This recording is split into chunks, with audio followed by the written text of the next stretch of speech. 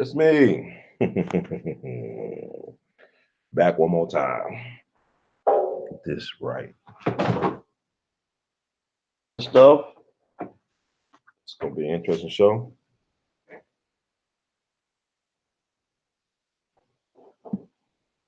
Everything.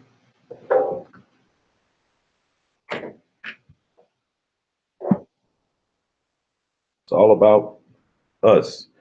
Welcome, boys and girls, scholars and laymen, to another wonderful entertainment edition of the Artivist Presents Things or whatever. I think I'm gonna start doing more live broadcasts 3 times a week, Monday, Wednesday, and Friday, 5 p.m. Central to 7 p.m. Central. So tell your friends, We All Be Live is born in the month of January. Cold month. It's warm right now in Memphis. It's like it feels like 50 degrees outside. It's like in the late 40s, like 46 or 47 right now. It feels like 50 something degrees. Want to thank everybody for listening this week to me rant, rave, and go on this platform. I'm just trying to utilize the platform. Been very reluctant at times to come out here and speak my mind, but it's like everybody else speaking their mind. Why not speak my mind? You know what I'm saying? So this is the We All Be Nation. Let's groove tonight uh, for about 2 hours. So please feel free, family, if you have benefited from anything that's been said by me, yours truly, on this platform, or if this platform has blessed you all in any type of way, please feel free to give back to the We All Be cause. Hit that super chat, donate, become a Patreon. I believe I got the links provided in the subscription box on ways you can support the We All Be movement. This week was the greatest birthday, Muhammad Ali. Buy a shirt, buy some art by the artist. This is called The GOAT, for the greatest of all time. Was born January the 17th, 1942. And I think about Muhammad Ali. What just came into my mind was the Emmett Till, because Muhammad Ali and Emmett Till was around the same age when Emmett Till was lynched in Mississippi, and the lynching of Emmett Till had a profound impact upon Cassius Clay at that time, which who will later be known as Muhammad Ali. He said he was thinking about Emmett Till. Once you see that photograph of Emmett Till in that casket, to shout out to the sister ancestor, his mama, Mammy Till Mobley, for having that courage and that strength to showcase what this system has done to her son, her one and only child. She lost her one and only child, the love of her life. He was only 14, and she lived all the way to 2003. That happened back in August of 1955. But Cassius was thinking about that. Brother Muhammad Ali was thinking about Emmett Till and how close in the age they were. So, like, even when Sister Rosa Parks sat down on that bus and refused to move, she said she was thinking about Emmett Till at the time. Because what people don't realize, there's another part of that Emmett Till story that's not well known as it should be, and it involves Black people, and not Black people doing wrong, but actually Black people doing good. I want y'all to research the brother named Dr. T.I.M. Howard. Let me say that name once again. Dr. T.R.M. Howard. That's his first name was Theodore. I guess President Theodore Roosevelt. I think his name was Theodore Roosevelt, Madison Howard, or Monroe Howard, or something like that. But he was a brother from Kentucky, and also he was a medical doctor. He had a medical practice in Mound Bayou, Mississippi. In Mound Bayou, Mississippi, this is Mississippi Delta. It's not that far from Memphis on Highway 61. It's not that far from Memphis. Mound Bayou was one of the first all-Black towns in America, founded by Black folk. A very prosperous town at one point. Black businesses, Black home ownership. Dr. T.I.M. Howard moved to Mound Bayou, Mississippi, back in the 1940s. He's from Kentucky, but he got his medical education out in California. But he moved to Mound Bayou, Mississippi, to start a medical practice at their local hospital. Dr. T.I.M. Howard is a very fascinating individual. He's very much a proud black man, very unique. He used to go on big game hunting in Africa. I mean, it was a black man who used to go to big game hunting, like he was a white man. But he was a great black hunter over in Africa, hunting animals. At one point, they say he was the wealthiest black man in Mississippi. Let me repeat that once more. At one point, Dr. T.I.M. Howard was considered the wealthiest black person in Mississippi. He built the first black swimming pool in Mississippi. They give him credit for having the first black swimming pool for black folks in Mississippi. I think the first black public swimming pool or the first public swimming pool open to blacks. I don't know. He also had a zoo down in Mount Bayou, Mississippi. He had several different businesses. He had an insurance company. He hired a young Medgar Evers out of college, fresh out of Alcorn State. Medgar Evers sold insurance for Dr. T.I.M. Howard's insurance company. And also, he's a very active community leader. He was a civil rights activist, very active in the Black freedom movement in Mississippi during the 40s and 50s. And there's a great book. I'll say it's probably the definitive book about Dr. T.I.M. Howard. It's called The Black Maverick. The Black Maverick, it came out maybe 7 or 8 years ago, written by the Betos, Dr. Linda and David Beto. They're college professors down in Alabama, a black-white couple, a swirl couple, but a good couple. Dr. Linda Beto, she's a sister, and Dr. David Beto is a white man. But they wrote this book about Dr. T.I.M. Howard, which I would consider recommended reading. So, Black Maverick, which talks about the story of Dr. T.I.M. Howard. It's an amazing story.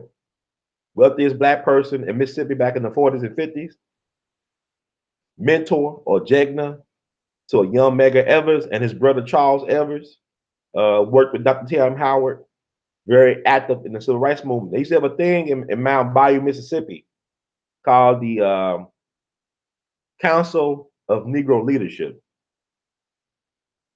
The Regional Council of Negro Leadership. I think that's what it's called, the RCNL. They used to have an annual event in Mount Bayou that would draw upwards to 10,000 to 20,000 black folk from the region. So you had an annual event in Mississippi back in the 40s and 50s that would draw upwards to 20-some thousand black folks. Entertainment would be people like Mahalia Jackson, who was very much involved in the movement, in the civil rights movement, in the black liberation movement. Mahalia Jackson, the gospel great, the queen of gospel music. And the keynote speaker will be people like Thurgood Marshall, who was over the NAACP Legal Defense Fund. We talked about Thurgood Marshall a couple of times this week, but he spoke at the Regional Council of Negro Leadership meetings, annual meetings. People like the Representative Reverend Adam Clayton Powell Jr., Reverend Adam Clayton Powell Jr., who was a representative from New York, will come below the Mason-Dixon line and speak. And what's interesting about, no, that's another guy, Representative Adam Clayton Powell Jr., is that he could pass for white. At one point, when he was going to school at Colgate, he was passing for white. He was dating white women and everything. But you could make the case that Adam Clayton Powell Jr. was the greatest black politician we ever sent to Washington, D.C. He was probably the greatest black politician we ever produced.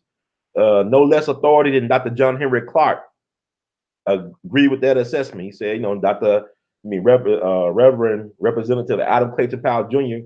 is probably the best we ever sent to Congress. See, the thing about Adam Clayton Powell Jr., the stuff that Dr. King and the rest of them was doing back in the 50s and 60s, Representative Adam Clayton Powell Jr. was already doing in the 30s and 40s. He was already doing the sit-ins and boycotts up in New York City. He was doing all this stuff. I mean, he was the minister of one of the largest black churches in the country, Abyssinia Church. His father, well-known, respected religious leader. Adam Clayton Powell Sr., he groomed his son to take his place. You know, it's interesting to compare and contrast Representative Adam Clayton Powell Jr. with another famous minister who was the son of a famous minister, Dr. Martin Luther King Jr. His father was a well-known and respected minister as well, just like Adam Clayton Powell Jr. father was. And what people don't know, what I think is fascinating, is that both Dr. King and Reverend Adam Clayton Powell Jr. died on April 4th. They both died on April 4th. Dr. King died on April 4th, 1968. Representative Adam Clayton Powell Jr. died April 4th, 1972. So that's something that should, both of these men, very prominent leaders in their own right, the sons of prominent ministers, and they both share a death date, April 4th. I don't know if y'all into numerology and all this other stuff, but it's fascinating, those numbers. There's a science behind numbers, you know. But getting back to Dr. T.I.M. Howard, you see how I did that? I went on this tangent, went all the way out around here. I'm bringing it back to Dr. T.I.M. Howard and talking about Emmett Till and Muhammad Ali.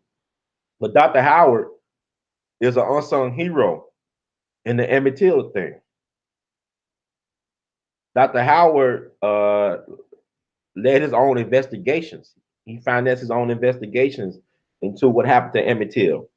He found out that there was more than white people involved in the killing of Emmett Till. He knew that back in the 50s, that you had black people involved in the killing of Emmett Till. We had Medgar Evers, he was investigating the Emmett Till killing. He was the field secretary for the NACP. And really, the shame was Medgar was by himself. When they say he was the field secretary, he was out there in that field by himself with no protection. Medgar requested protection from the NACP, but they refused. And it was just years later, like recently, years, not that many years ago, the NACP apologized to his widow, Merle Evers, for not providing him the proper protection while he was alive. Once again, the NACP issued an official apology to Sister Merle Evers for not protecting her husband, who requested backup and protection. Medgar Evers was dead. He was just 37 years old, a family man. You know, at 37, he was dead in his driveway, shot in the back. But getting back to the Emmett Till thing, Dr. T.I.M. Howard issued. He helped finance an investigation into what happened to Emmett Till. He pressured the federal government. He called out J. Edgar Hoover. He became an enemy of J. Edgar Hoover because he called out the FBI for not being more aggressive in trying to solve the case of what happened to Emmett Till and bring his murderers to justice. And when the trial of the two brothers, Roy Bryant, who was married to Carolyn Bryant at the time, who said that Emmett Till allegedly whistled at her or disrespected her, when him and his brother, J.W. Malum, his health brother, J.W. Malum, was on trial, Mamie Till, Emmett Till mom, came to town. And she stayed with Dr. T.I.M. Howard at his ranch-style house, which still, I think it still exists. When I was down in Mount Bayou 2010, it was still there. And he had round-the-clock security. Dr. Howard believed in self-defense. He was like a Malcolm X. He believed in self-defense. He had around-the-clock security. And she said she felt so protected in his home. You got to think about it. That was Emmett Till's first time going down south. Mammy, she's from Mississippi. She knows the horrors of Mississippi. People don't understand that black people, if you was a black man, you could not look a white person in the eye. If you was walking on the sidewalk and a 2-year-old child, white child was walking on that sidewalk, you had to get off the sidewalk. You had to call little kids, no sir, and no ma'am, and yes ma'am, and yes sir. The little children, you couldn't look a white man in the eye. They would actually put black people in mental institutions for looking white folks in the eye. I think the black folks thing could talk about, I don't know if his father, don't quote me, but research what happened to the father of the black folk singer known as Joshua White or Josh White. I believe his father went to the mental institution for staring or talking back to black or white folks. They would actually put people in the mental institution for talking back and looking white folks in the eye. Now I had a chance to talk to Mega Everett's brother, his elder brother, Charles Everett, who's almost 100 years old, but he's still going on strong. Proud black man, proud Republican, proud brother keep.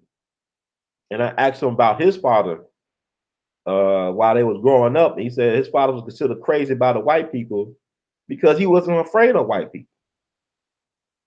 And you got to think about it. What type of family, what type of black man and black woman produces a Mega Evans? He was fearless, man. His brother was fearless, brother gangster, man. He proud. I mean, Charles Evans, they both, him and his brother, both World War II veterans. You know, but Charles went up to Chicago, was running women, was running numbers and women, connected to the mob and all that stuff. Controlling jukeboxes up in Chicago when his brother died. He had clubs and stuff, but Charles Evans was no saint. That's why he's still alive. And like I said, Dr. Howard, they believed in self-defense. Them black activists down there were not nonviolent unless you was nonviolent with them. But if you got violent with them, they reserve the right to defend themselves. And Dr. Howard had round-the-clock security. And Mammy said she felt so comfortable and so safe at his home because all these black men with guns protecting her around the clock. You had Congressman Charles Diggs of Michigan from Detroit. He came down to the trial. These white folks didn't give a damn about a congressman coming to town, especially a nigger congressman. To hell with that. You know, you a nigger. You know, congressman, you're a nigger. This is Mississippi.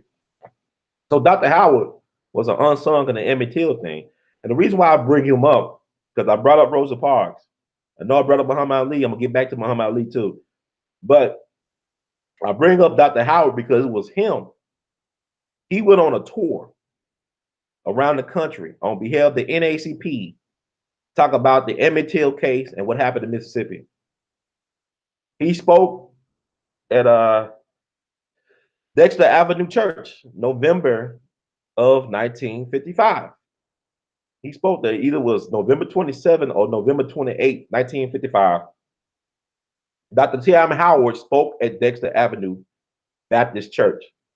That was the church led by Dr. Martin Luther King Jr. in Montgomery, Alabama. In the crowd, of course, was Rosa Parks. She was the secretary for the NAACP, activist, revolutionary. She was listening to Dr. Howard talk about the conditions in Mississippi, retell the horror of what happened to Emmett Till in Mississippi. So when she was sitting down on that bus, she was thinking about Emmett Till. And y'all got to understand this.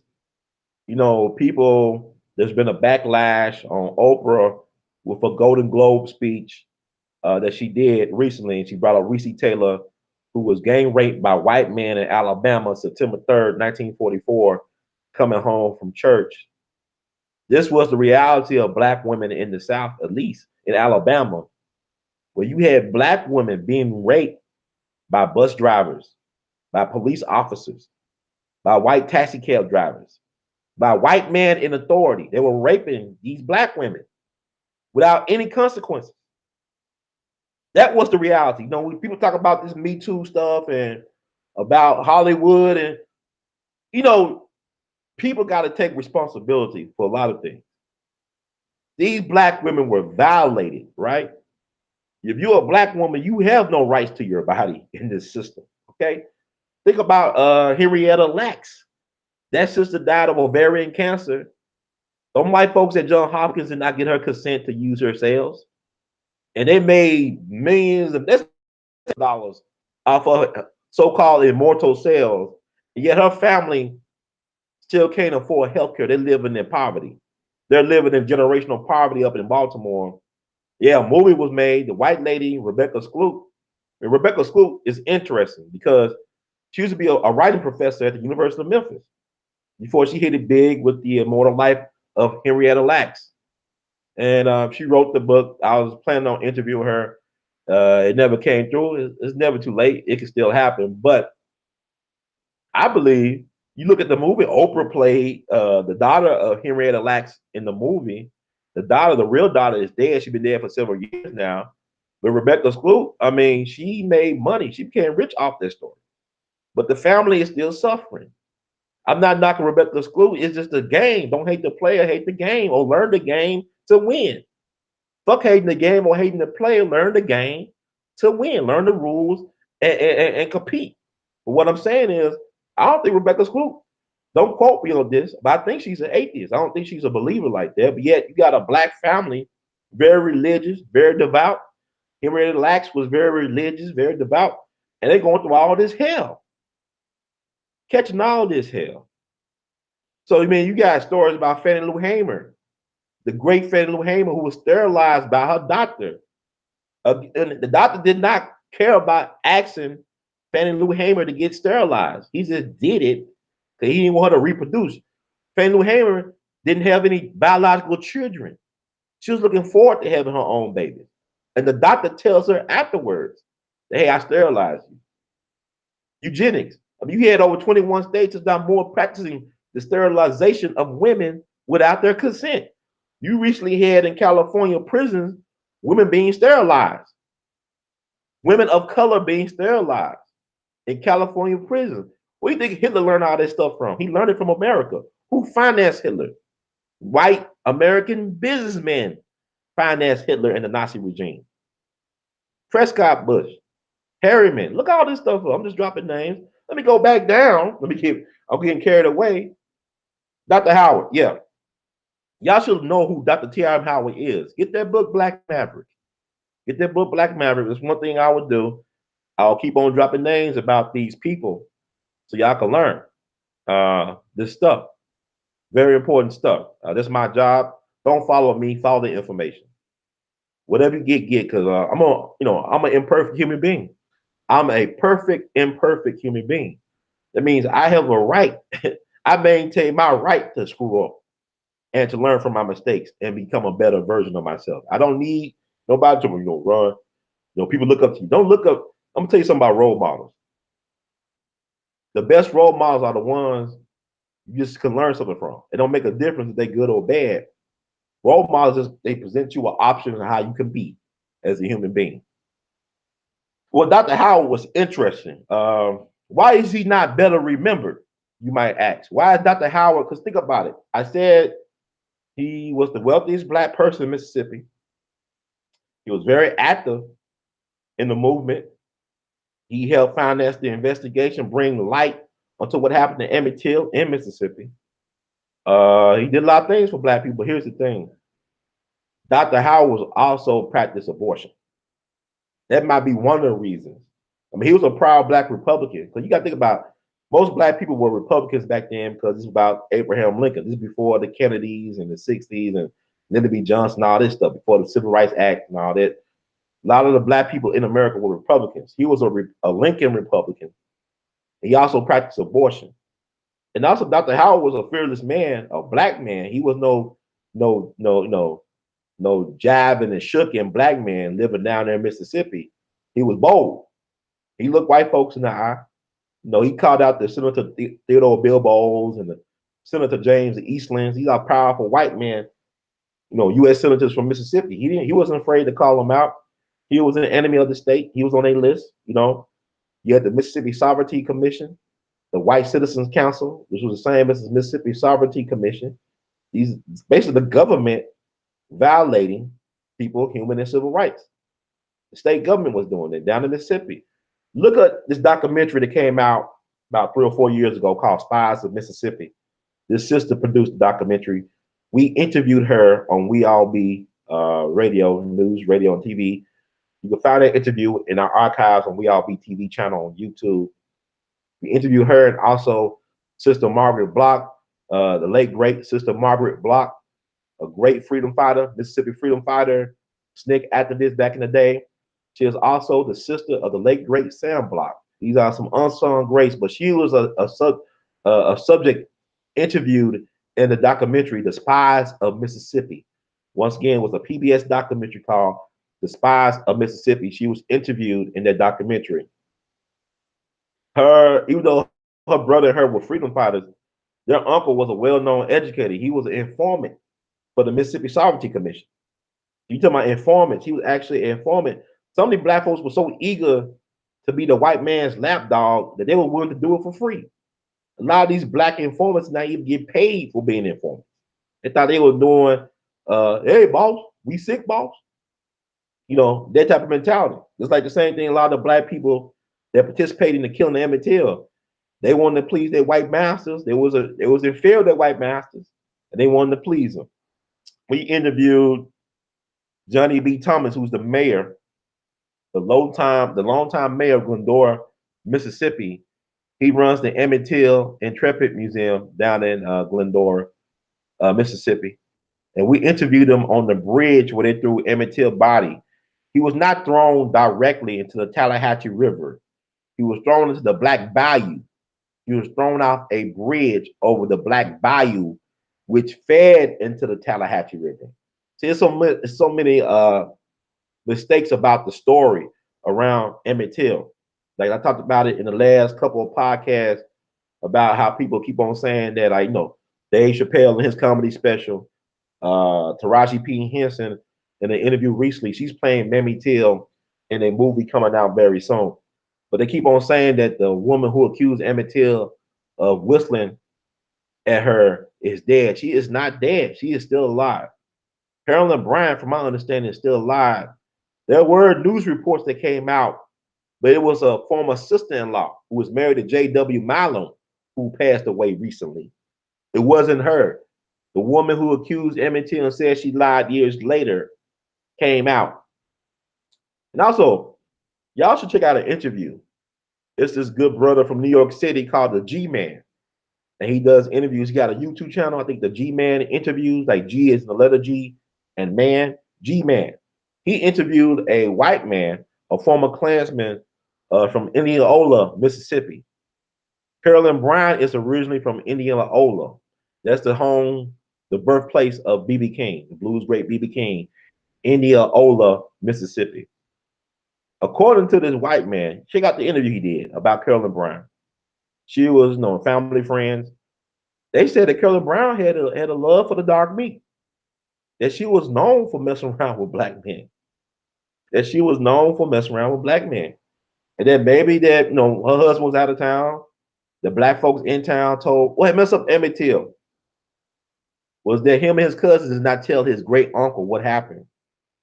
Because it took days for the white people to come get Emmett Till. But the thing about it is, his cousins did not tell his great uncle Moses Wright, what happened. Had they told him what happened at that store, Emmett Till probably would still be alive today, or he would have lived, to be an older person, But he would not have died because they would have got his ass out of town. He would have been back in Chicago. He would be anywhere but Mississippi. Let's put it that way. So that's unfortunate that happened.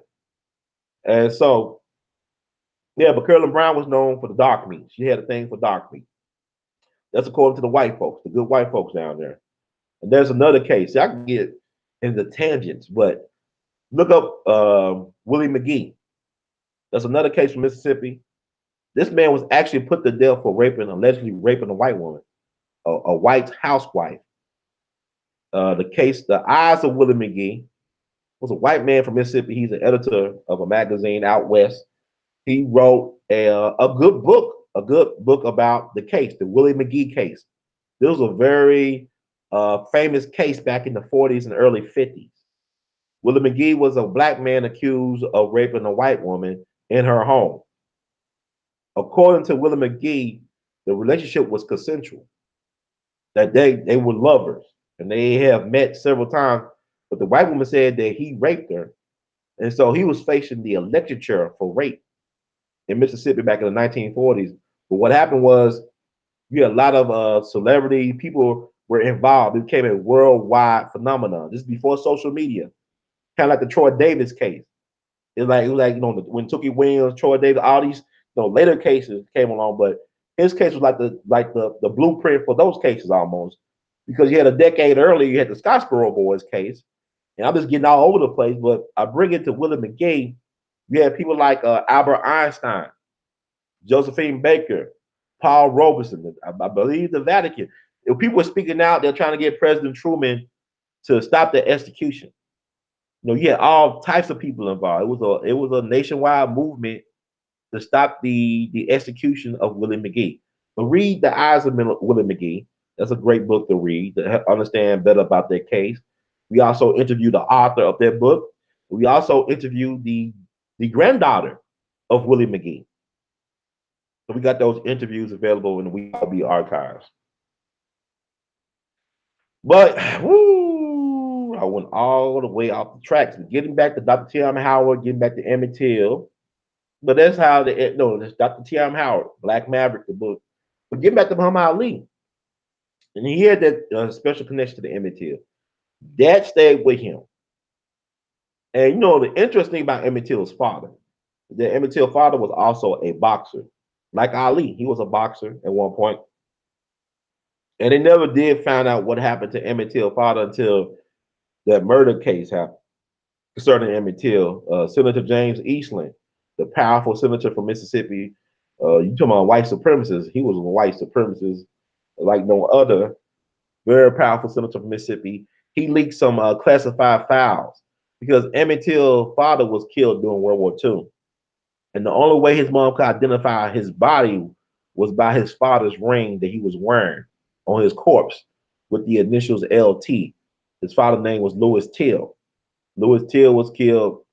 They accused him. They accused him of raping and killing white women in Europe.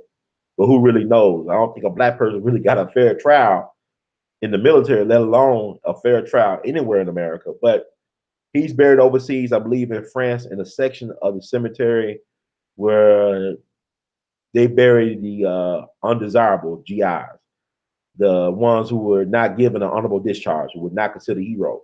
He's buried in that section of a cemetery in France. And so they leaked that to the paper and saying, okay, if his father was a guy who was killed for raping and killing white women, then the fruit don't fall too far from the tree. So basically, they put Emmett Till on trial. The white men were not on trial. It was Emmett Till's character and his family history that was on trial. Sounds familiar? Think Mike Brown. Think Trayvon Martin. When you are black, you cannot be the victim. You could be victimized, but you cannot be considered the victim. That's how it works. So the brothers were able to get off, and they confessed to William Bradford Huey, the journalist at Look magazine. They confessed that they killed Emmett Till, but they say he was defiant to the end. And I like to believe that. I would want to believe that Emmett Till was fighting, that he was defiant to the end. I would like to believe that version. Because it might be true. I don't know. He's from Chicago. He's not from down south. He was from Chicago. And Chicago black folks are different.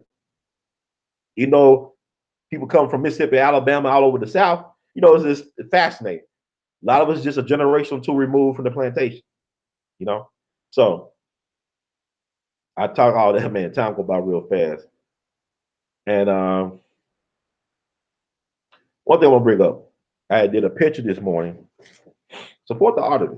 The picture I did of his brother, January 21st, 1945, is the anniversary of his death. His name was Lieutenant Albert Young. He's a Memphian. June 21st, 1945, his airplane went down. He was a Tuskegee Airman. His airplane went down in the Czech Republic, which used to be known as Czechoslovakia, known as the Czech Republic today. That's it, June 21st. I meant January 21st, 1945. His plane went down. From my understanding, he passed out while he was flying in formation and lost consciousness, but regained his consciousness.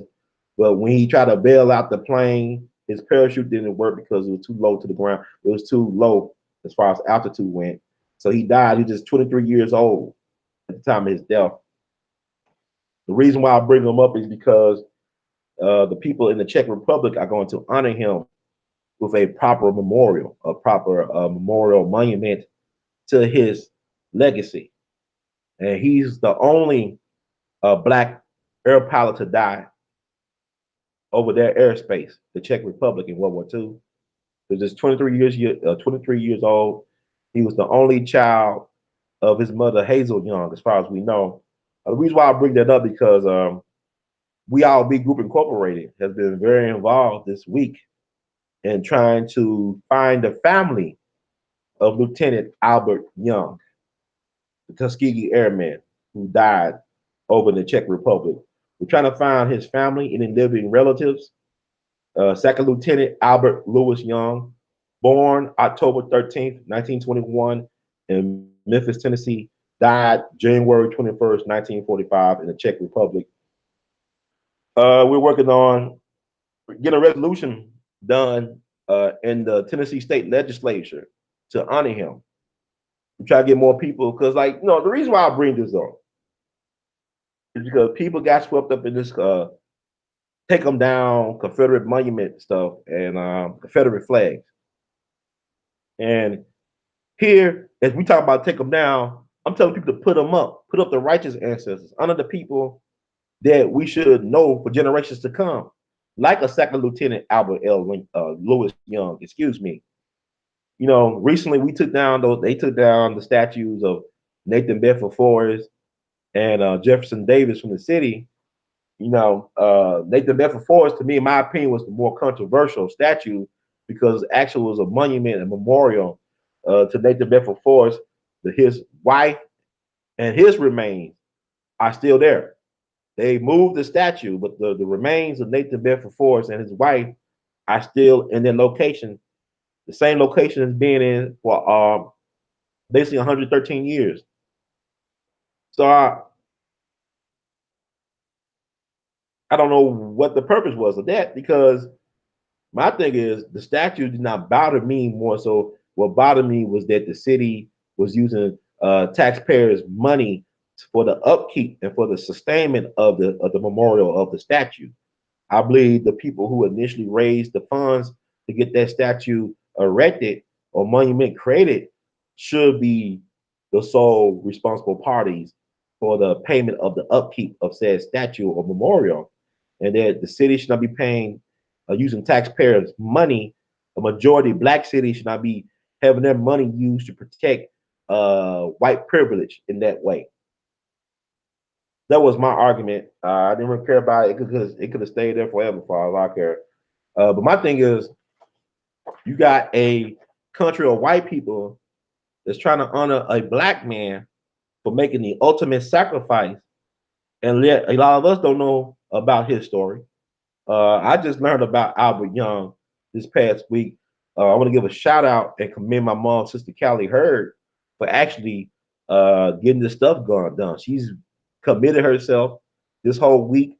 Her and Brother Lyndon Comstock, a white man out in California, who helped us find the final resting places of the victims of the Fort Pillow massacre. It was a white man from California who helped us find these cemetery plots of the black men and women and children who were massacred by the forces of General Nathan Bedford Forrest during the Fort Pillow massacre of April 12th, 1864, that happened during the Civil War. So it's Lyndon Comstock, along with, I believe, the Memphis Library staff, if I'm not mistaken, they've been helping my mom, and she reached out to Tennessee State Rep G.A. Hardaway to get the resolution done today. So it has not gotten a lot of media coverage yet, this story. But if you hear about anything about the Czech Republic honoring a Tuskegee Airman named Albert Lewis Young, you know you heard it first on We All Be, because our organization is very active in trying to contact his family, try to get his narrative out there. And we're working with people in Memphis to do some tributes and some programs to honor him in Black History Month, February, and also Memphis in May, which is crazy. See how the universe works. The country that's being honored during Memphis in May, that's our international festival to celebrate, I guess, cultural diversity and awareness in Memphis. Very popular festival. It's a popular festival in the country. We're honoring the Czech Republic. So we've been talking to people over in the Czech Republic to share information, to celebrate the legacy of this black man. Like I say, he was just 23 years old.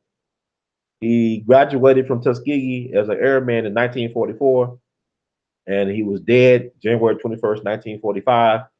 But Second Lieutenant Albert L. Young, you are forever young. Albert Young Jr., his father, he's named after his father. But I'm just amazed that we was able to find as much information we was able to get, as because my mom, Sister Callie Heard, leading the charge. That she was the one who led the charge on the honoring the ancestors of the Fort Pillow massacre. And that's what We All Be Group Incorporated, our nonprofit. So I'm saying we're doing stuff. We're not just on here talking. Well, I'm not just on here just talking and running my mouth. I'm here to feed the people and to serve the people. And I hope y'all consider that. And like I said, just give a donation to the cause. Support, buy art, buy shirts. We selling stuff. We're putting stuff back into the community, like with Second Lieutenant Albert Young, honoring the ancestors, the righteous ancestors. We're not just satisfied with complaining and marching and protesting. We're going to use that energy to build and manifest a world that we could live in, that we could be proud of, that we could be productive citizens in. That's the We All Be way. That's the We All Be way. So I'll be talking more about Second Lieutenant Albert Young on We All Be, because we all be heard. We all be heard. You heard? Y'all promote this thing here. Let me do a. I don't think I've been promoting.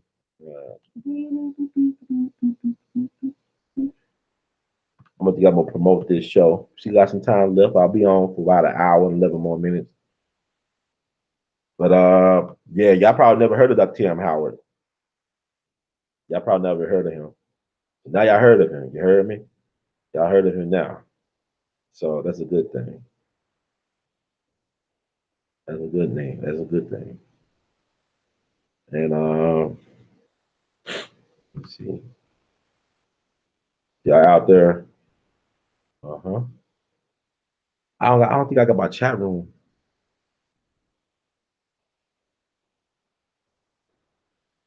Okay, I think I got the chat room on. Is the chat room on? Anybody typed anything in here? Because I'm using Google Hangouts. I'm using different things. I'm trying all these different options to see what works the best for this type of stuff. I'm actually enjoying this. Is very therapeutic to be able to talk like this with you all. But y'all write these names down. Dr. T.M. Howard. Get their book Black Maverick. Get their book Black Maverick. Get it.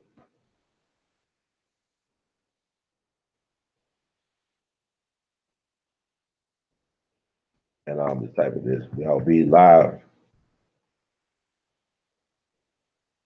Mm-hmm.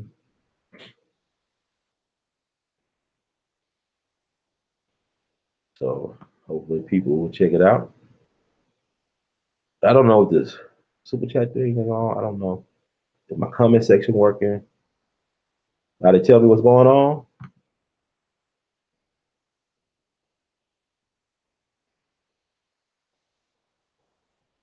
So much history. Oh yeah, it's Dr. Martin Luther King week, of course, or his day was on Monday. Last year around this time, I was hanging out with Baba Dick Gregory in Memphis for Dr. King's special day. Yeah, I was hanging out.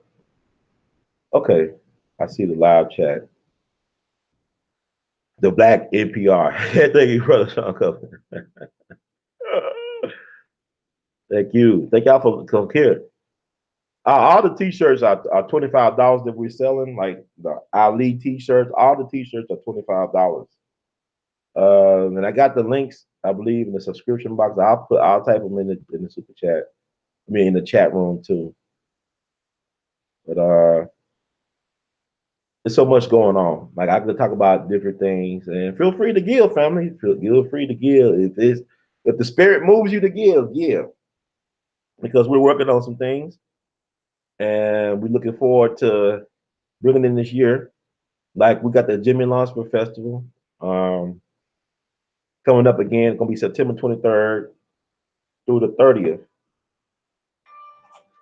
Be September 23rd to 30th. Got people calling me. We're just gonna let that ride. Got folks calling, but talking. Yeah, I'm trying to get everything in sync. Trying to work. Yeah, I want to talk about the king thing. I think it's fascinating. Like, I get articles about people, and I listen to people online. I ain't gonna say people names. Talk about King, and well, he wasn't a good capitalist, yet they're selling King Day specials. King Day specials. Get your furniture on King Day. King had a dream. He wants you to have a car and a couch and a HD TV. That's his dream. Dr. King didn't care for capitalism. And people try to use him not caring for capitalism as why he's a bad American. Now, he was a great American because capitalism is, majority of the world is poor. Majority of the world is poor. Capitalism don't work for majority of the world. You got like several billion people living off $1.50 a day. 7 billion people allegedly in the world. Majority of the world population is poor, is struggling. For people creature comforts. You think about the assassination of Patrice Lumumba, the first prime minister of the Congo. He was killed because not because he was a communist. He was no communist. He was no capitalist. He was for the people. He was a revolutionary. He wanted to put his people first. He wanted to control the resources of his country. And the Western powers, the colonials, the white people would not allow him to do that because you had 80 to 90% of the world's cobalt coming from the Congo. And they want y'all to believe that Africa is poor. Africa is far from being poor. What makes Africans poor is that they're not allowed to control their natural resources. That will make Africans in certain places poor. But the country, the history is rich. The cultures are rich, and it's the lack of control. I talked about in one of the podcasts about the 50s, about why Iran and North Korea don't like America. They have issues with America. And the reason why they have issues with us is because of what we did to them back in the 1950s. That's recent geopolitical history. We were dropping biological warfare on the North Koreans. America was doing that. Fort Detrick, Maryland, is where they developed things like anthrax and LSD. Look at Dr. Sam Gallup. Dr. Sam Gallup was over that program to develop those type of mind-altering drugs. LSD was developed by the CIA, by U.S. intelligence. Anthrax. Come on now. So also with Iran, is because Iran was a democracy, was the democracy of the Middle East back in the 50s. They were a democracy. They elected people to office. The reason why Iran don't like America because America helped overthrow the Iranian government. This was a people's government because they want to control their oil resources. And BP wasn't having it. MI6, British intelligence, was not having it. CIA, Central Intelligence, was not having it. We dare y'all think that y'all can't control y'all own destiny, have y'all own self-determination. That's a white man's lane. To have control over your resources and to be able to do the things you want to do, to be able to carry a big stick. That's a white man thing, like the Theodore Roosevelt. I speak softly, but I carry a big stick. So, and then on the irony of that is Theodore Roosevelt's grandson helped plan the overthrow of the Iranian government with the CIA. He was a CIA officer. He worked with BP and British intelligence to overthrow the government. And he passed away just recently. It wasn't long ago that Theodore Roosevelt's grandson passed away, who helped overthrow the Iranian government back in the 50s. So he said, runs all over the place. I'm not really all over the place. I'm just dropping things. But y'all look up Second Lieutenant, like I said, Albert Lewis. I'm making T-shirts. There'll be art prints available for this as well. We're gonna honor him. They're gonna honor him in the Czech Republic this weekend on January 21st, they are unveiling a memorial in his honor. And what happened was they had a memorial, but they misspelled his name. And so now they're trying to do the right thing and honor him with a proper memorial. At first, he was buried in the Czech Republic, not far away from where he crashed. But in September 1946, his body was moved to France and buried in the GI, the American GI section of a cemetery over in France. So, yeah, we're gonna do our part as people took them down. We're gonna put up the righteous ancestors, and we're still in the process in Memphis of getting the airport renamed after Jimmy Lunsford and another Tuskegee Airman, uh, Lieutenant Colonel Luke Weathers Jr., who was the first black air traffic controller in Memphis. Why not have an airport named after these black men? Jimmy Lunsford was arguably the king of swing. He took his best high school students from Manassas High School in Memphis back in the 20s and made arguably the greatest swing band of his generation. It was the house band at the Cotton Club and the number one attraction at the Apollo Theater for a whole decade. And he came out of Memphis. He was a school teacher. And also he owned it through his own airplane. He took airplane flight lessons back in 1939, 1940. He brought his first airplane for about $20,000. That's 1940 money, y'all. This black man was able to buy a airplane for $20,000, 1940 money during the Great Depression. Do you know who we are? So why not have a major airport in a major city that's majority black, named after these black heroes that come out of Memphis? Yeah, and so and a couple other things I want to talk about. Uh, you know, I really believe I don't know if A.L.L and MJG. I don't know if y'all hip hop fans or rap fans. But I'm a rap fan. I like rap music. I like rap. I grew up on it. And we got this thing called the Memphis Music Hall of Fame. And I think that it's about time that people like A.L.L and MJG and the late great Johnny Ace should be included in the Memphis Music Hall of Fame. I don't think that A.L.L, MJG are in the Memphis Music Hall of Fame, but they recently put in Justin Timberlake and some other folks. And deservingly so. There's a lot of people that got in deservingly so.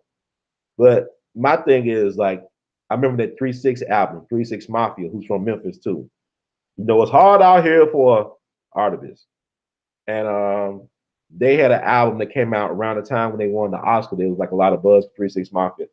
And they got some great music. And it was called The Most Known Unknown. And I think that's just a fitting title for a lot of Black history, The Most Known Unknown. We forgot that we knew that we knew, that we do.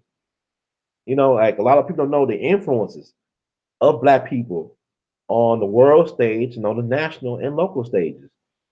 So you look at somebody, for example, I was looking at a documentary on Hank Williams Sr.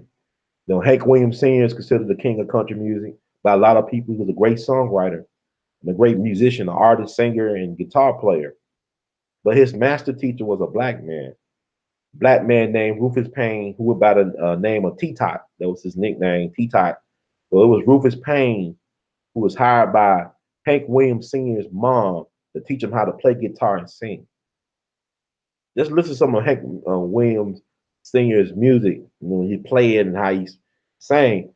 Very African approach to the playing of the guitar and of singing, how you approach it. But he learned it from a black man. And to his credit, before he died, because Hank Williams Sr. died at the age of 29, he gave Rufus Payne the credit for teaching him, for being his teacher, and learning how to play music. And the Grand Ole Opry, some years later, with Hank Williams Jr., the son of Hank Williams Sr., they went to the cemetery where Rufus Payne is buried, because Rufus Payne died during the Great Depression. I don't believe he was dead by 1940. And they put a big monument in the vicinity of where he's buried. I don't think they know where his actual burial spot is, but they put a big monument in honor of his memory and for being the teacher of Hank Williams Sr. You can look all this up, named Rufus Payne. The Grand Ole Opry did this, and Hank Williams Jr. the son of Hank Williams Sr., who's also a musician. And so people forget that. And Grand Ole Opry, you think about Grand Ole Opry, you think about country music, you think about white people, but some of the biggest early stars of the Grand Ole Opry were black people, like D4 Bailey was one of the early stars of the Grand Ole Opry. Look it up. And you got Elvis Presley. Whatever you think about Elvis, Elvis was very much influenced by black people culture, very much so. His favorite minister, Elvis' favorite minister, was a black man named Dr. William H. Brewster. He used to have a church in South Memphis. He was over, but Elvis would go to his church every Sunday, almost faithfully, and listen to them sing music. And he sometimes would join in. And him and his buddy George Klein would go over there and participate in the black church on Sundays and sing with Dr. William H. Brewster. Dr. William H. Brewster, excuse me, Dr. William H. Brewster is a very important gospel music composer. He wrote the song Move On Up a Little Higher that Mahalia Jackson made famous. He wrote that. He wrote a couple of gospel standard songs, but that was Elvis' favorite minister, a black man. He learned his soul from. And also, there was a black man named Otis Blackwell from Nashville, I believe, who wrote a lot of the hit songs that Elvis made famous. A lot of Elvis hit songs were written by a black man named Otis Blackwell from Nashville, I believe. I think Otis Blackwell died in 2003, if I'm not mistaken, the same year as Sam Phillips, the founder of Sun Records, who discovered Elvis Presley. But I shouted to say that we do ourselves a disservice when we don't know who we are. That's why it is like We All Be was founded for missions like this, to bring more recognitions to people like Second Lieutenant Albert Young, Tuskegee Airman, the only black pilot to die over the airspace in the Czech Republic during World War II. We're going to honor this black man who died at the age of 23 with a ceremony and a monument in his honor this Sunday, January 21st, 1945, in the Czech Republic. Forever young. But getting back to why I feel, or I know that 8-Ball and MJG should be in the Memphis Music Hall of Fame, as well as Johnny Ace. Well, 8-Ball and MJG, I mean, that's a no-brainer. They one of the early Southern hip-hop groups or rap groups to come out. They're before Outkast, around the same time of the Ghetto Boys. But if you listen to all the great rappers from the South, they all give homage, or most of them for the most part, pay their respects to 8-Ball and MJG. I remember when I used to go down to Houston back in the 90s to visit my father. 8-Ball and MJG, they from Orange Mound in Memphis. They were signed to Swab House at the time.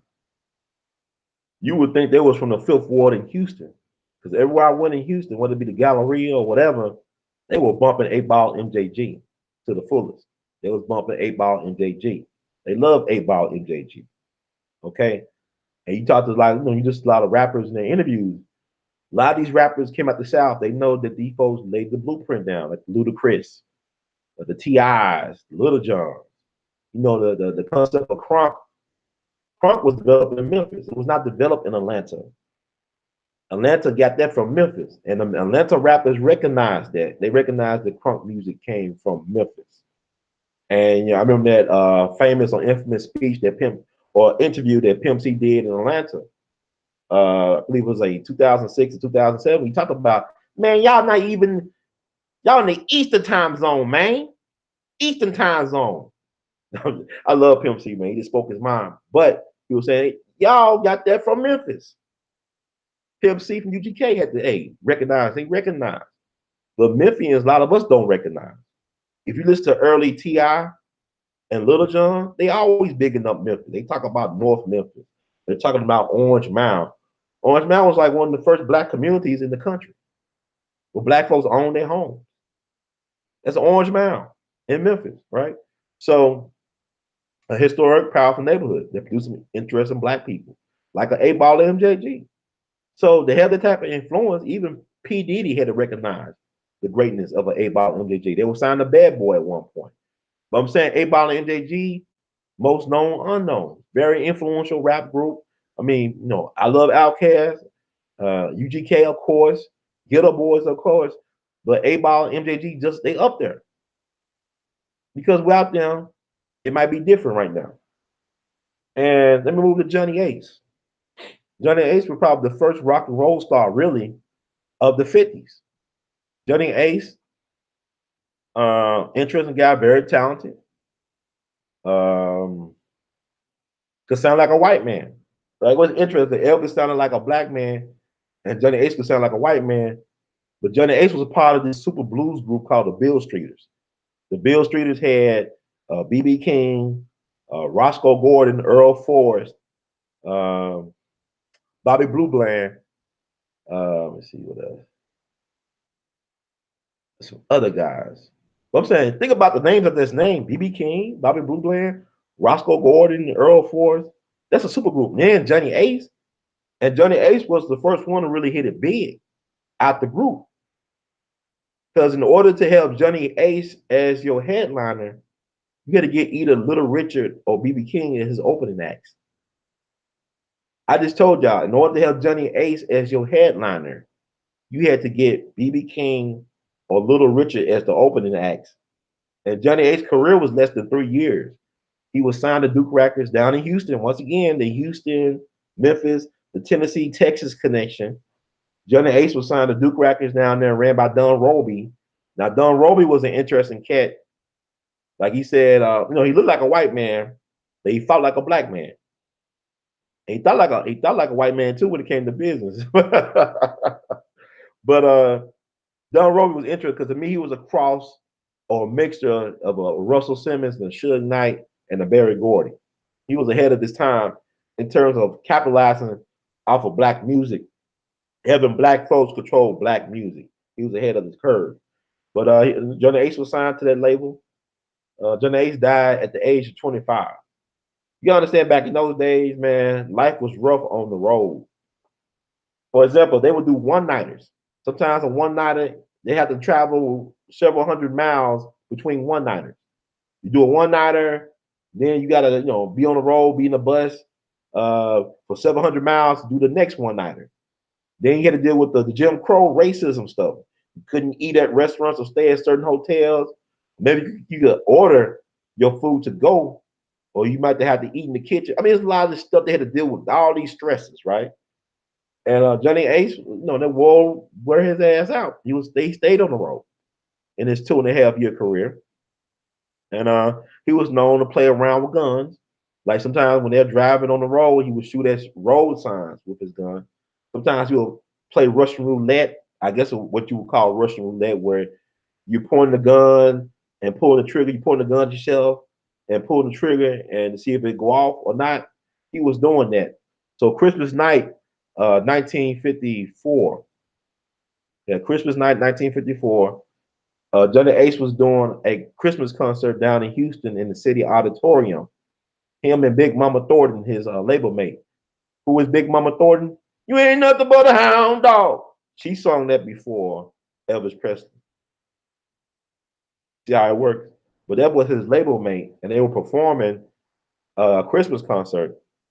And Johnny Ace was in the dressing room on the backstage. He had his girlfriend on his lap, Olivia Gibbs. Mind you, Johnny Ace was married to his high school sweetheart, but with kids at home. But he had his boo, his bae, whatever you want to call Olivia Gibbs on his lap. He pointed the gun at her, click, and she's scared. He pointed a gun at him, click. He pointed the gun all over the place. And people says, hell, stop pointing the gun. It doesn't want you to point the gun at you, motherfucker. Oh, all right, everybody, look. I'm going to prove to y'all the gun. And he pointed the gun at him. The gun went off. They say he had such a surprised look on his face. He had that processed hair from back in the day, that Al Sharpton relaxed hair, or that conk. They said that his hair stood up on end. We shot himself in the head by accident because he didn't know there was a bullet in the gun. Now, some people believe it was foul play. Some people believe he was killed on purpose because he was questioning his contract arrangement. He was asking about where his money at. Johnny Ace wrote songs he never got credit for. Don Roby made sure his name was on these songs, but Johnny Ace's names are nowhere to be found on any of the songs he made popular. And he had a funeral in Memphis, January 2nd, 1955, about They say 5,000. People always say 5,000, but a lot of black folks showed up in the thousands at Claiborne Temple, downtown Memphis, right across the street from the FedEx Forum. Where the FedEx Forum is now, right across the street from that is the Claiborne Temple, which is being turned into an entertainment venue. Uh, his biggest hit was "Pledging My Love" that came out posthumously. That was his biggest #1 hit. It was a game changer too, because I'll tell you this: the reason why it was a game changer. I know some of y'all probably saw that movie Cadillac Records, and it showed you how the black musician would make songs that were very popular, but the corporations, the record labels would try to get a white artist like a Pat Boone or somebody like that to cover a successful black song, and they pushed the white version more than the black version, and that became the more popular song. Even though a lot of times the black version was the best version. It's interesting. But anyway, Johnny Ace, like I said, he sounded like a white man. But when the white folks try to cover that song, his version was still the most popular. Let me repeat, his version was still the most popular version. So that opened up the door for people like the Jackie Wilsons and Sam Cooks and Ray Charles and people like that coming through to become mainstream stars. But unfortunately, Johnny Ace couldn't enjoy it because he was dead at 25. He was already dead. And so what I find strange about Johnny Ace is that not strange about him. I mean, yeah, his death was questionable. I had a chance to meet his brother when he was alive, St. Clair Alexander. Johnny Ace's real name was John Marshall Alexander. I met his brother several years ago, which was approaching, I believe, the 50th or the 55th anniversary of his brother's death. And he tried to continue his brother's singing career. It didn't work out for him. And he was a boxer as well, too. But I remember talking to him on the phone. He said, "Well, I'm just half a man." I said, "Man, you like a man to me. You like a man." And when I got to his place, he was staying with his sister. He was half a man. Shit. He was half a man, not because he wasn't a man, but he was missing the lower half of his body. He was missing the lower half of his body. So I spent a couple of hours with him. I tried to record him. I didn't have the best recording, audio, whatever, but I got him on audio a little bit. You can understand a little bit of it. And we was talking about his brother, about his career, about growing up in Memphis, about his brother, what happened to his brother. Now, St. Clair believed that Bobby Blue Bland had something to do with his brother being killed. I don't know. I talked to Mr. Blue Bland. I asked about his thoughts about his former label mate and bandmate Johnny Ace. He had nothing but good things to say about Johnny Ace. This was a year before Bobby Blue Bland died. He was willing to do an interview with me, and I wanted to ask him during the interview, where was he when Johnny Ace died that night, that Christmas night, 1954. But I was not able to gain access in time to Bobby Blue Bland. So whatever he was doing that night or how he felt about it, it went to the grave with him. It is what it is. But I talked to his brother, and what happened to his brother was that he was a what they call A-bomb veteran. The reason why I know this is because I did research after I met his brother, and I was but after him, he was stationed in Nevada during the Korean War. He was in the service, and they was out in the desert,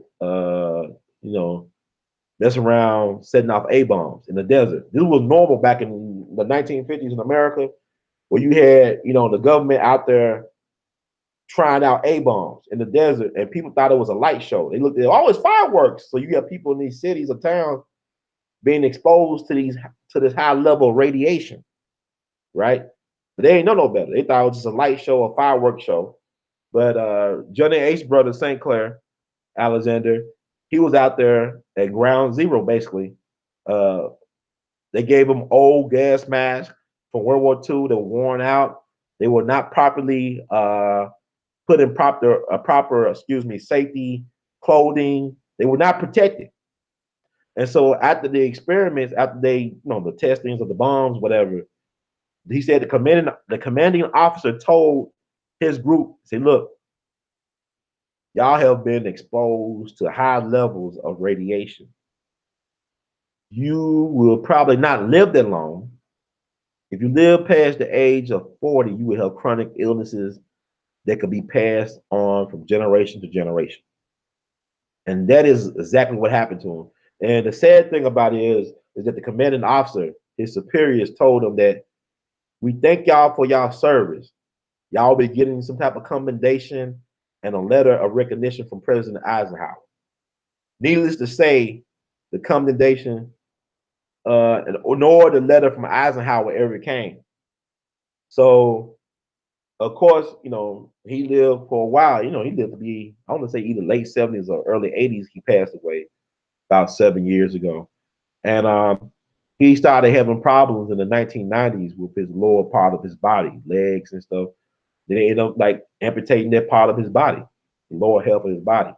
So when I met him in 2009 December, he was half a man, but he was a beautiful cat in terms of he really loved his brother.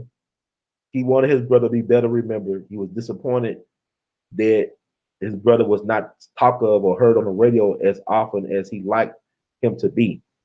But my thing is, how can this guy not be even in the Rock and Roll Hall of Fame?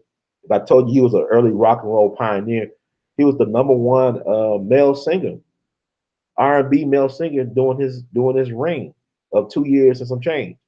He was like, the best, right? Played the Apollo Theater, all this stuff. Very influential, you know. And it was interesting. You compare him to Elvis, Like I said, Johnny Ace was a black singer who sounded white.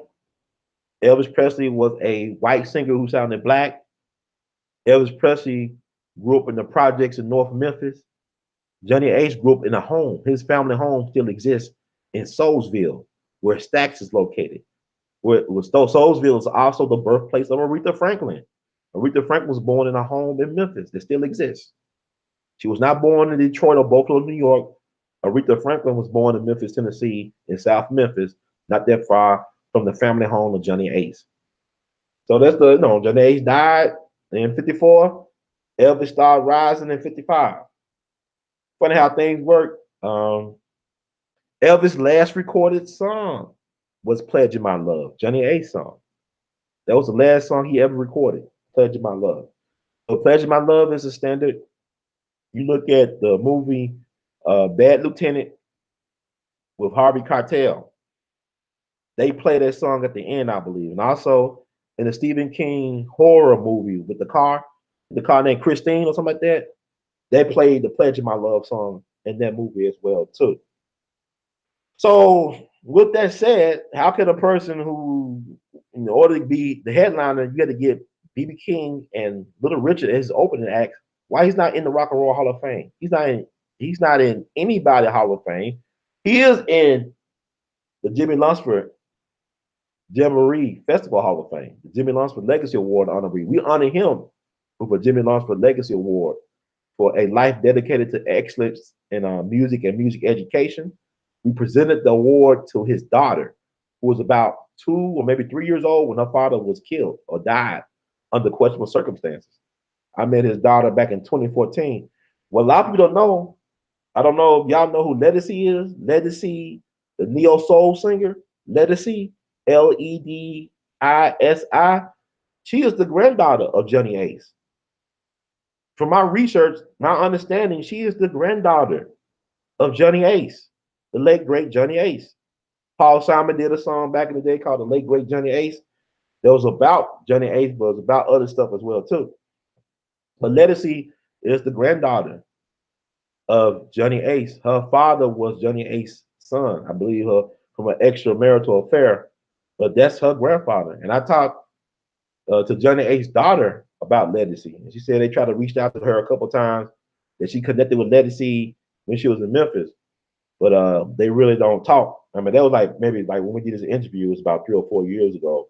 Hopefully that changed. But if you look at Ledisi and the pictures of Johnny Ace, they look like they could be related. I mean, I'm just looking at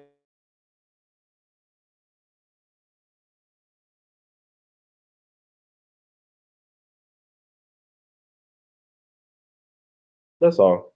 Just try to make those cases.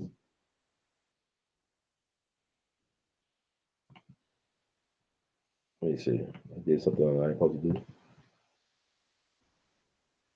Camera should be on still. Okay. Screaming Jay Hawkins. Man, Lamont, people always say thank you for your service. I am service veteran, and I always sound like people are really telling you to take a hike. Peace, guys. Guys, always sleep the hollow tips. Well, man, that's an interesting thing about thank you for your service. I hear what you're saying because you talk to Vietnam veterans when they came home, people were spitting in their faces and all types of stuff. They was not thanking them for their service. And the thing about the military is fascinating.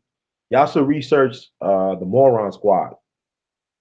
That's a nickname. The Moron Squad is a group of military people from the Vietnam War. They really should not ever been allowed to serve in the war effort. Their IQs were too low. They had mental handicaps and some types of disabilities, but they were allowed to serve. They called McNamara's Moron Squad. That was their nickname. That was not the proper name. That was not the official name, but the nickname was McNamara's Moron Squad. It was Robert McNamara, who was the Secretary of Defense. Robert McNamara, Secretary of Defense under Kennedy and Johnson. I guess he came with the idea of using people who were not fit to serve in the military. And I probably think the casualty rates were very high, probably in the Moron Squad. And I hate to say that, but that's real American history they don't talk about. Um, Look that up. But there's a lot of things I want to talk about when it comes to military history in this country about thanking folks for their service. Okay, anybody name the first three black graduates of West Point? Can you name them? The first three black graduates of West Point.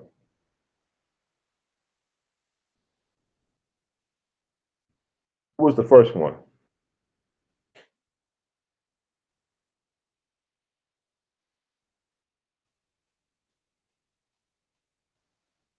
I know the three. I've been knowing them since I was a little kid. My grandma used to have a World Book Black History Encyclopedia from the 70s. I used to go up to the house and I used to read it all the time. It's thick, man. That's how I first learned about Burt Williams and Paul Robeson and the Fort Pillow Massacre. I was in elementary school reading this stuff. And I was interested in joining the military at one point, because I'm a little kid, little boys, military, cowboys, Indians, stuff like that. But I was able to find out who was the first three black graduates of West Point were. The first one was Henry O. Flipper. Second one was John Hanks Alexander, and the third one was Charles Young. And the fourth one came along some years later, General Benjamin Davis Jr. Not junior, but senior.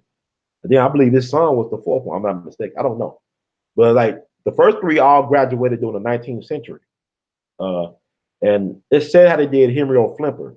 Henry O. Flipper was framed for something he didn't do, and he was forced to resign in disgrace. And he was pardoned by Bill Clinton, I believe, back in '98 or '99. President Bill Clinton gave him a posthumous pardon, but the damage was already done. And I believe that John H. Alexander died while he was in service. Charles Young is interesting.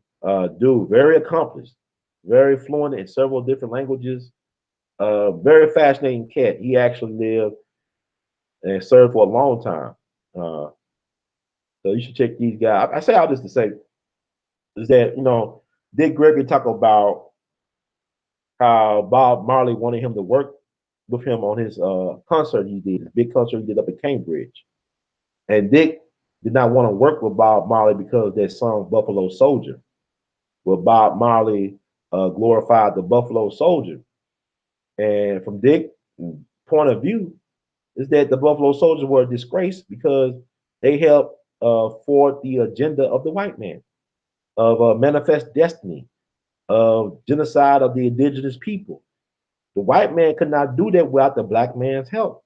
People don't understand that black Americans fought in every war this republic has ever faced. We was involved in every aspect of their war. The American Civil War could not be won without black soldiers.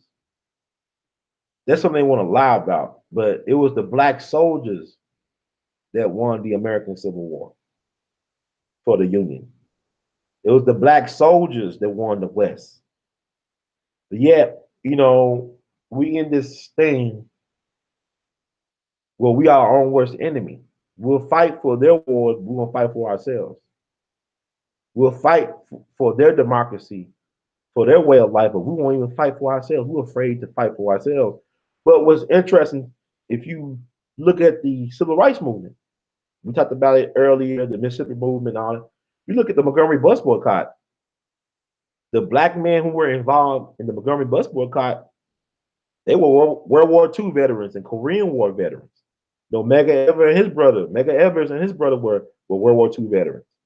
The Dickens for Defense from Bogalusa, Louisiana, they were war veterans, World War II, Korean War, stuff like that. They don't want to talk about the armed resistance of the civil rights movement, so-called civil rights movement, so-called black liberation movement. You had black folks that believe in self-defense and protecting their own. You have black folks that respect it and utilize the power of the bullet. We talk about the battle, but they use the bullet, they use the gun. They were trained by Uncle Sam to do so, to defend themselves. But the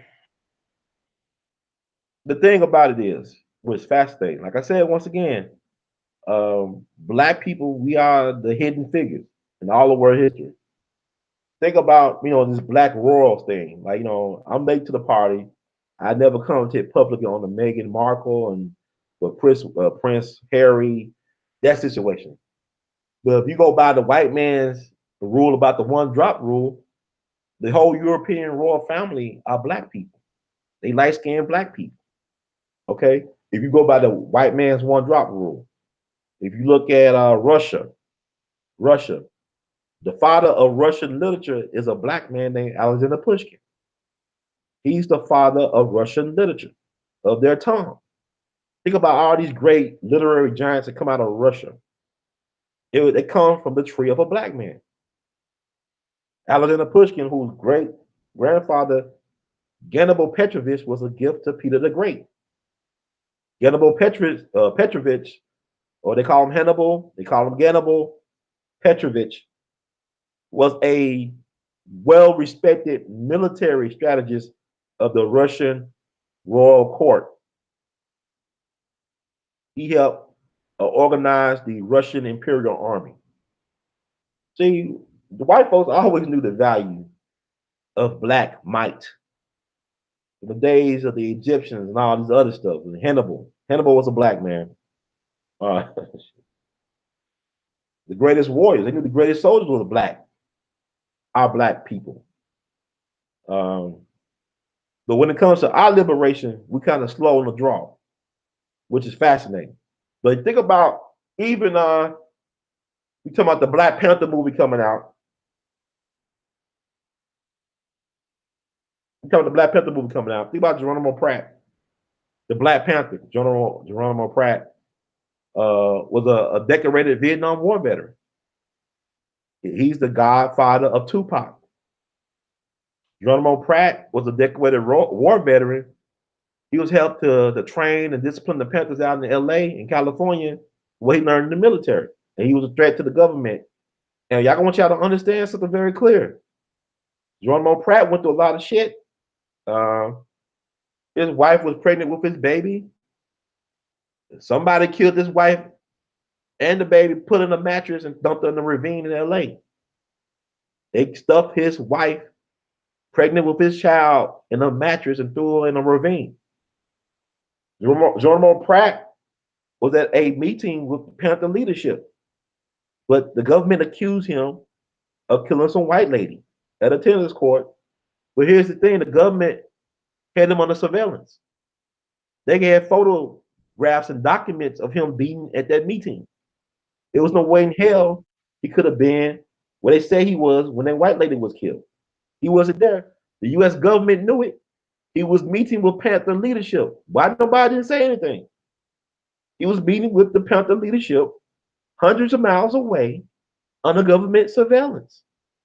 And yet he spent 30 something years close to that in almost 40 years in jail, and they already knew that he was an innocent man.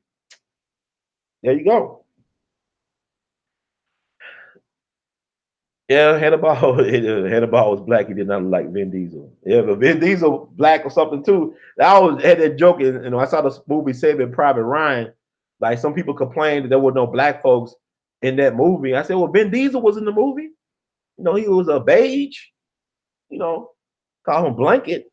But he was that. But yeah, no. That's why I say you can't let these movies teach you history. My grandfather, my maternal grandfather, participated in D-Day. He was a part of the legendary Red Ball Express. This was a group of mostly black truck drivers that was delivering supplies to the Third Army, General Patton's U.S. Third Army. My grandfather, like what the Tuskegee Airman was to the air, the Red Ball Express was to the ground. They was carrying all the supplies. Sometimes they had to drive at night with no lights on. I mean, my grandfather was a part of that. Mega Evans was a part of the D-Day landing. I think he was a part of the Red Ball Express too.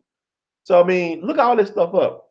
Stop letting these people dictate to you the terms of your existence, and then dictate to you the terms of your greatness. Look this stuff up. Research this. The internet, Google's your friend. When they're not messing over your AdSense money, they're your friend. Anyway, but look all this stuff up. That's important because you gotta, if you got children, you gotta be the teacher of your children. You can't. Malcolm said, "Only a fool will let their enemy be the primary educators of their children. Only a fool will let their enemies or enemy be the primary educator of their children."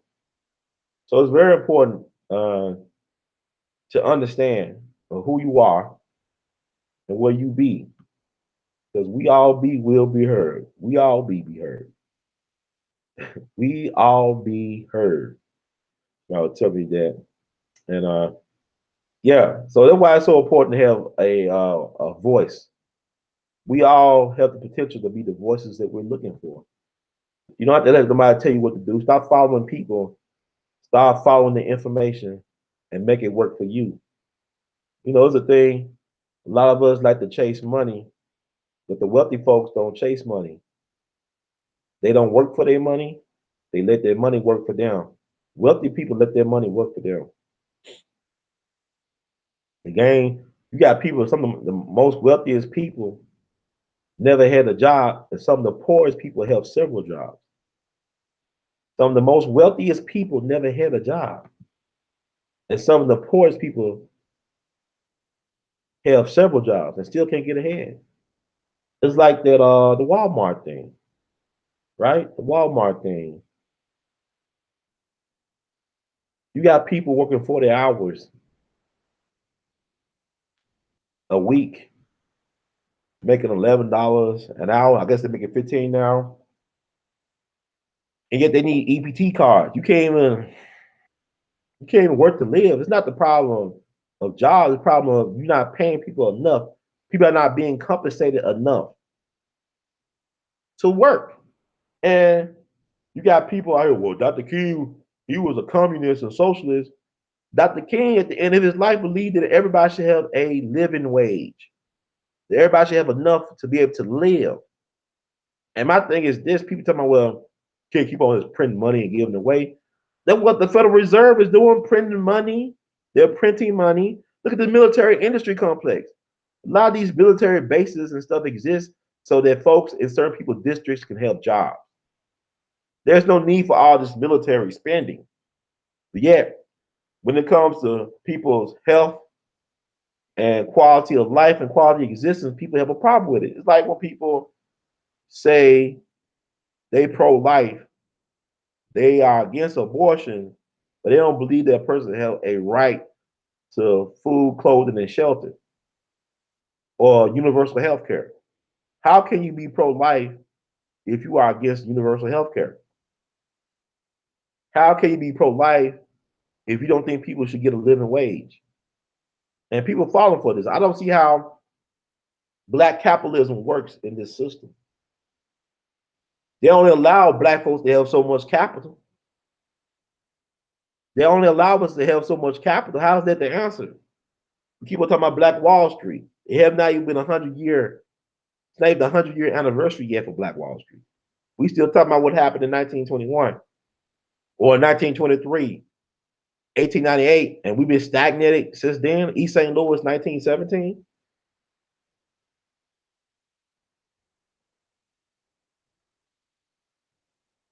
Always like my thing is we're very hard on ourselves as individuals as well as a collective.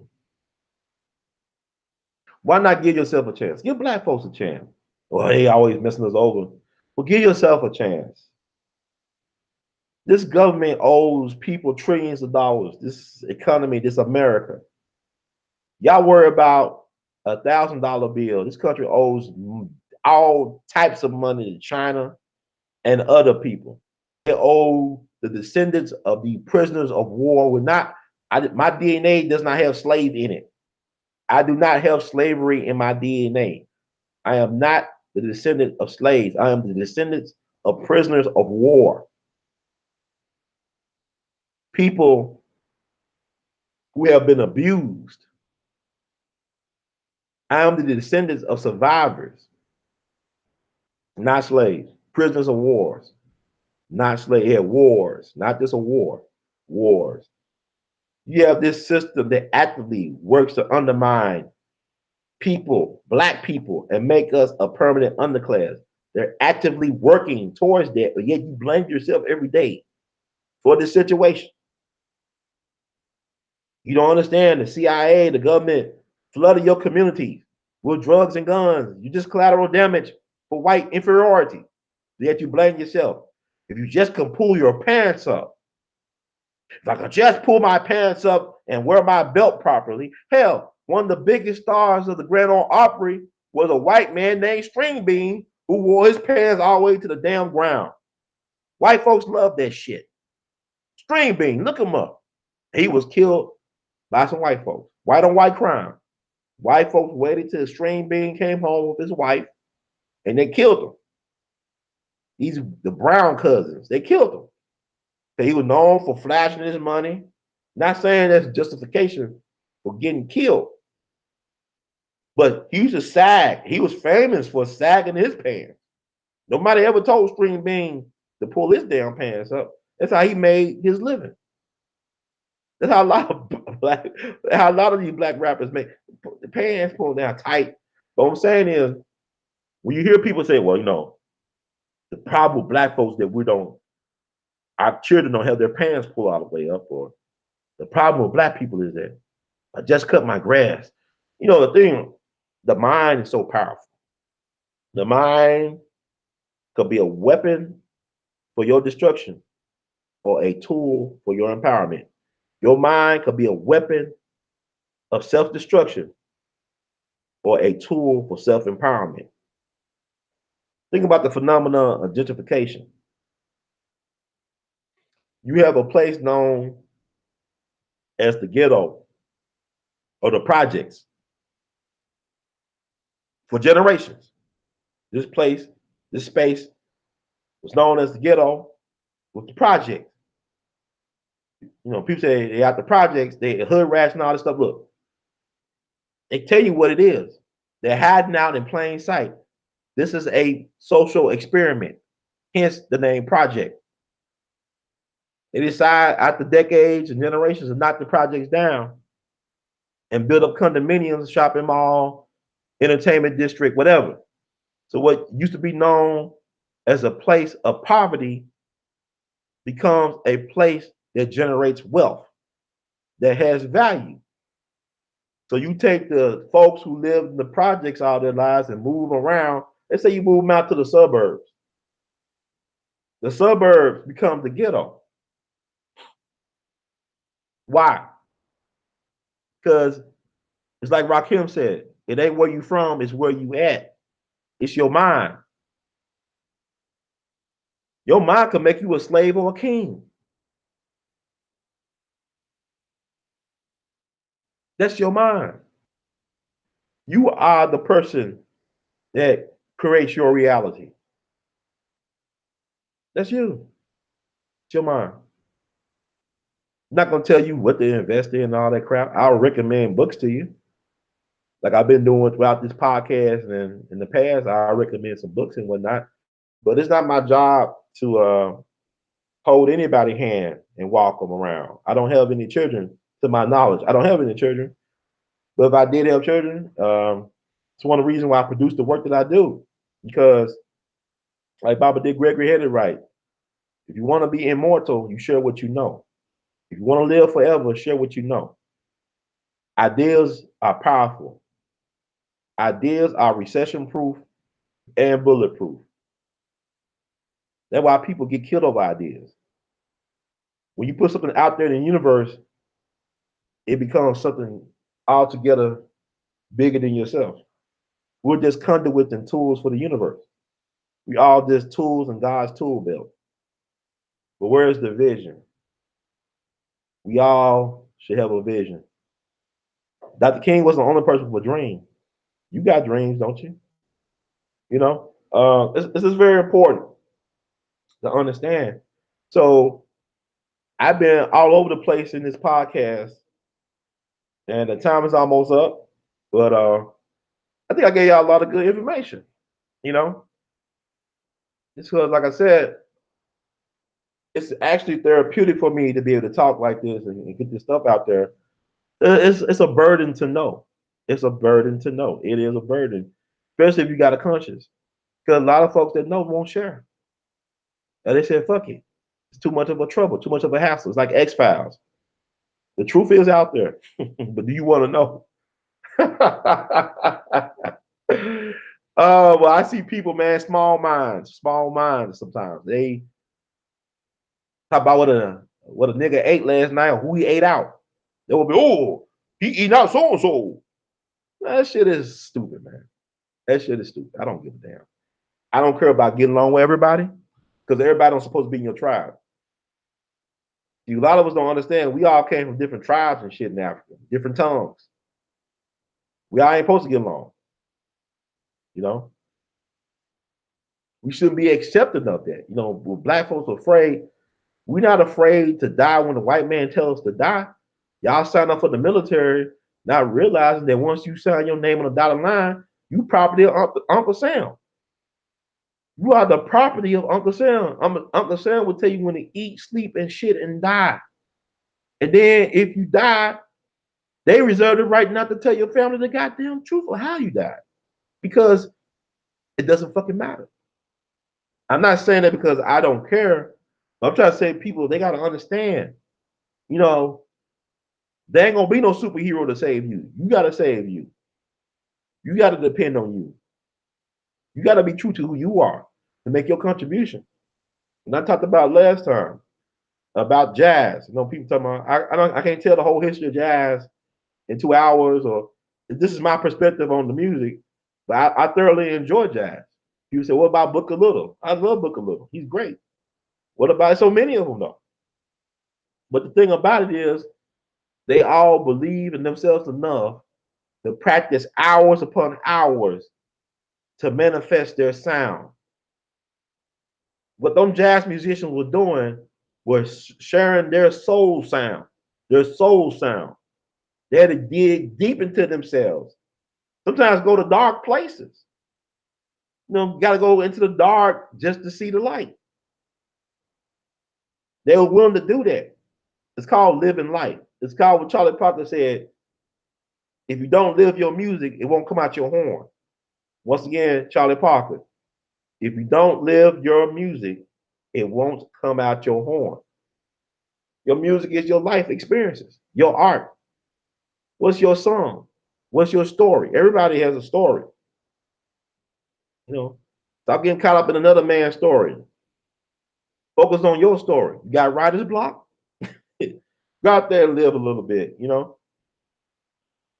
And it's hard, man. You know, I've been going through the ups and downs like everybody. But Abraham Lincoln once said that happiness is a choice. And it is. I'm smiling right now. I feels a little bit better now. I'm smiling. I see y'all out there looking at me. I feel a little bit better. Whatever.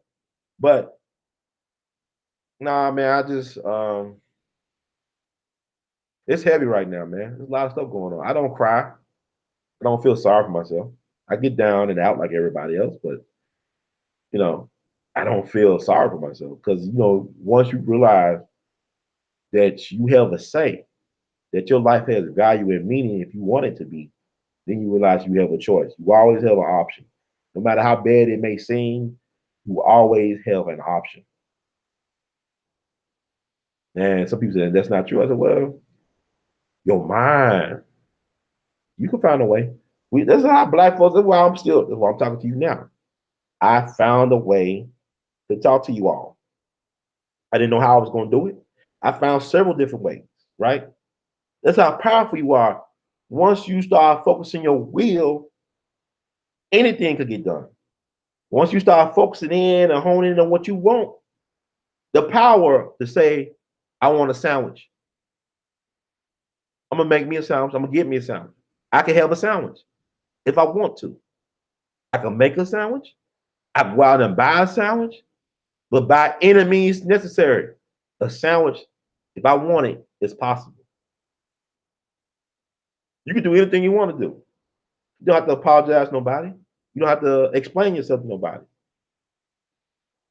As long as you understand who you are and where you coming from, you know, leaders don't wait around to get consensus. So you got to go out there on a limb by yourself and keep it pushing. You know, I would not wish being a pioneer or innovator on my worst enemy. It's hell. I'm a pioneer. I'm an innovator. I didn't ask for. I didn't know what I was getting into. It's this story I've been read about Al Capone. They allegedly said that Al Capone said that if he knew the trouble he was going to get into when he moved to Chicago, he would just face that murder rap in Brooklyn. He said, I would have stayed in Brooklyn and faced the murder charge if I knew what was waiting for me in Chicago. But it is what it is. Surprise, surprise. You live, if you could live a life, but life keep on surprising you, I think you have lived a good life, regardless of what may happen. If you could live a life where you are constantly amused or amazed every now and then, it's like we don't even understand what a life is when it's a miracle. A life is a miracle. You know, when you wake up in the morning, a lot of us take that for granted. There is no guarantee when you leave your house or your apartment or place of residence that you are going to come back that evening, that afternoon, whatever. There is no guarantee. That's a beautiful thing. That means we are miracle workers. Sometimes you gotta. I have learned for myself to appreciate just the small things. Listen to a song like I might be looking at a show and they play some song. I said, man, this song sounds cool. Then I go on my smartphone and try to find, well, what is the theme song for episode, season, and episode? And to be able to get that information like that because I wanted it, that's a miracle to me. To be able to, I mean, that's how powerful you are. That means that you have the ability to be a game changer. To not only be a game changer for yourself, but to be a game changer for other people. But you could just do it for you and it be for everybody. A lot of us get all fucked up in the game. Charlie Parker never told a motherfucker you should use drugs to be a great musician. He was using drugs to self-medicate on some other shit. But some people probably thought, oh, I can use drugs. It's easier than practicing 15 hours a day for 4 years. Yeah, it'd probably be easier to use the drugs than to practice 15 hours a day because that's what's going to take sometimes to do the things you don't want to do. Now, to paraphrase Muhammad Ali, whose birthday was January 17th, the mindset of a champion, the owner of a champion, your will must be greater than your skill. You must have the will or the willingness to put yourself through the changes in order to make a change. You must have the willingness or the will to put yourself through the changes to be the change you want to see. Because, like, to me, it would be much easier to practice 15 hours a day to get what I want instead of making somebody else try to force somebody else to do something. See, as I get older, you can't really force nobody. Like, parenting, a parent has only so much influence or control over their children. You got to share your children with the rest of the world. I don't think it will be the hope of any good parent, or hope of a parent that they have instilled some values and a foundation for wherever their child may be in life. They'll be able to have a foundation they can stand upon and fall back on and rely upon, or to springboard themselves into greatness. Um, it's a scary world, but it don't have to be. Mm.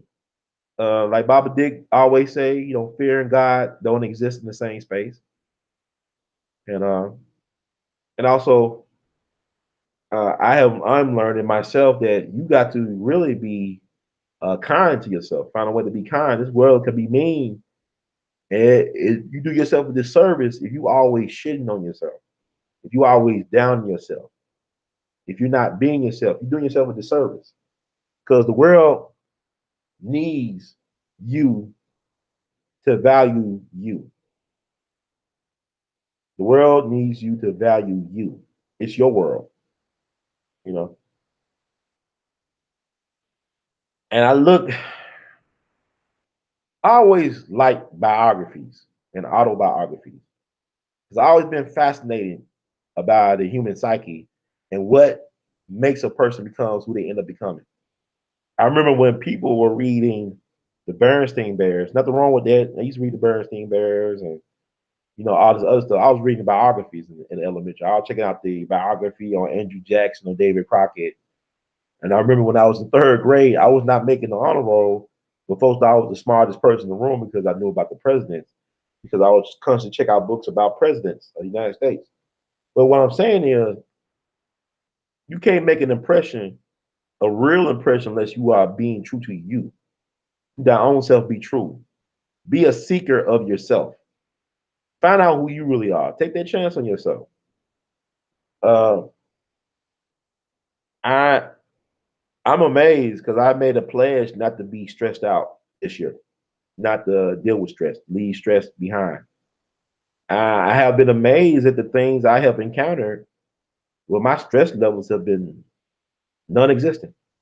I guess you be careful what you ask for, but I just don't feel like a lot of things is killing people is because we are focused on things we cannot control. It's things you can control. Why not reutilize that energy that you was losing and use it for some things you can get a handle on? What I'm saying is, um, it's things you can do for yourself. I mean, I can't worry about the national deficit, but I can budget my money. I can save a little. I can do things for me. I can't worry and stress out about, man, all this world starvation. Look at the food deserts in your local community. What can you do? Can you start a community garden? I'm just trying to mean, I'm more about the problem solving right now. I'm not about, oh man, Trump did this and shit. I don't care about all that. I don't really care. This shit was fucked up before Trump ever became Trump, or before he ever existed. This is the system. Oh yeah. Before I go, I know I've been rambling. Research Huey Long, the kingfish from Louisiana, the governor of Louisiana, the namesake of Huey Newton, who's from Monroe, Louisiana, who's folks from Louisiana. The reason why they named Huey Newton after Huey Long, a white man, was because he started a program to help decrease adult illiteracy in Louisiana. Huey Long was fascinating. Um, a book I will read by him will be My First 100 Days in the White House, that he wrote about becoming president. He was actually a threat to Franklin Roosevelt during the 30s, because he had started a movement called the Share the Wealth movement. They had members in the millions, He was getting mail by the tens of thousands from around the country when he was a senator in Congress. And he wanted every American to have a living wage. He wanted the 40-hour work week, but you have a living wage, tax Standard Oil, and all these big business monopolies. And he was a threat to the status quo. Why they don't talk about Huey Long that much? I'm just telling you the reasons why they don't talk about Huey Long. Because he took on the powerful corporations. He made Standard Oil pay for education in Louisiana, helped pave the roads and the highways. He helped build that to connect the parishes down in Louisiana, parishes like counties in other states. But he took on the corporations to be responsible citizens of the community, forced them use the taxes and stuff he did on them to provide books. He's the reason why Louisiana State University exists, LSU, the Tigers, right? He's the reason why they exist because of the things he did as governor as well as senator. And he only lived to be like 42 or 43. He was assassinated at the state capitol building in Louisiana on October 11, 1935. They said it was a Dr. Weiss who did it, but he might have been killed by his own bodyguards. He might have been killed in the operating room. Because from my understanding, the wounds that he received, he should not have died from. But he had a lot of powerful enemies in the White House, in the State House, on Wall Street. He made a lot of powerful enemies. But what I'm saying is, he was willing to die. He was willing to die for what he wanted, but he wanted so much for the people. He wanted to share the wealth. And if we talk about heroes and progressives and populists and stuff like that, you should know who a Huey Long is. Not a Bernie Sanders, not a Donald Trump, but a Huey Long, who is the namesake of Huey P. Newton, the founder of what we call the Black Panther Party, when in actuality, the Black Panther Party was founded in Lowndes County, down in Alabama. Stokely Carmichael, Kwame Torre, Brother Mikasa, Dada, Willie Ricks.